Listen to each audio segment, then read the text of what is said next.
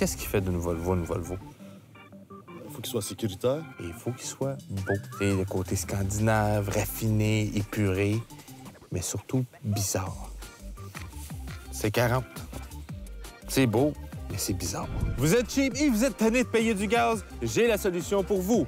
La C40 Recharge. Il est beau, il est électrique, raffiné, sécuritaire et tellement, mais tellement étrange qu'il en est attrayant. Mais qu'est-ce qu'un C40 Recharge? Il s'agit carrément d'une version coupée du VUS sous-compact et C40 Recharge. Mais le C40 amorce le prochain chapitre du constructeur, celui qui l'incitera à ne commercialiser que des voitures électriques à l'avenir. Il s'agit donc de son premier véhicule électrique, c'est-à-dire sans aucune motorisation thermique. Et tout comme son jumeau mécanique, le C40 repose sur la même architecture que son confrère, soit le Compact Modular Architecture, CMA. On va l'appeler CMA à partir de là. Moi, je commencerai pas à coller des mots de le fun de même stédé dans... Celle qui supporte également la Polestar 2.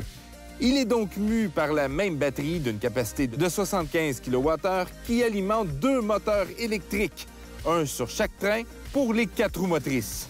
La puissance totale combinée à cette motorisation est chiffrée à 404 chevaux et le couple à 486 livres-pieds, ce qui permet à cette Volvo de boucler le sprint de 0-100 km/h en 4,8 secondes seulement. 4,8 secondes, c'est quand même aussi rapide que le Mustang GT. Là. Ah, c'est vrai que c'est rapide, mais l'autonomie? 3,64. Bon, tu feras pas ça au Québec, là, en mars, là? C'est un peu moins bon que le modèle Y, là. Ouais, mais une Volvo, c'est bien mieux fini.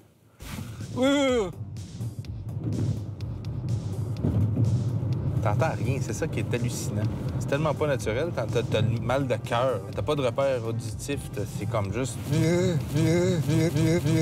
Seul hic, c'est cher. Assez cher pour pas être admissible aux subventions. Et il vient en une seule version chez nous qui coûte 75 429 tomates. Tabarnak. En effet, le C40 Recharge n'est pas donné. Et avoir sa grosseur, pas très spacieux non plus. Comme je disais, il s'agit d'un véhicule étrange. Et le plus curieux de ce modèle, c'est que Volvo dit qu'il s'agit du prochain chapitre vers l'électrification. Comme Tesla, vous embarquez dans votre Volvo, vous mettez en position drive et vous partez. Pas de bouton start qui servent à rien. Ils veulent-tu en vendre de ça? Ça, c'est une autre affaire bizarre. Il se vend 15 000 $ plus cher qu'un XC40, que la même autonomie, les mêmes performances, avec plus d'espace. Et t'as le droit aux 7 000 $ en plus du gouvernement. Non, mais donne-moi la logique de ça, là. Je sais pas, moi, là, Johan, je travaille pas chez Volvo, là. Inutile. Cette bébite-là est rapide, les accélérations sont immédiates, ça a du torque à pu finir et la tenue de route est bonne. Elle est même très amusante à conduire. La conduite à une pédale est également très efficace pour récupérer de l'énergie. Franchement, c'est pas payé pantoute. Le talon dit « Pourquoi t'as pas éteint le char? » J'ai éteint le char, je suis sorti du char. « Ouais, mais il est pas éteint ton char. »« Oui, mais j'étais plus dans le char.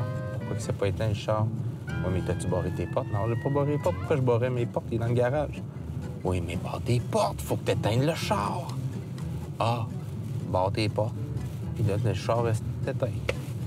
Il s'éteint pas après un certain nombre de temps? Hey, j'ai pas testé ça, là.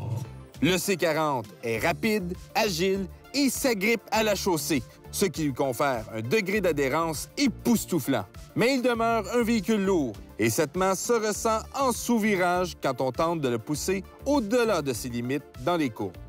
Pour l'habitacle, le système multimédia entièrement propulsé par Google est littéralement une tablette Android avec Google Maps. Donc, plus besoin d'intégrer Android Auto, tout se fait comme sur votre téléphone. Ouais, mais si t'es avec Apple...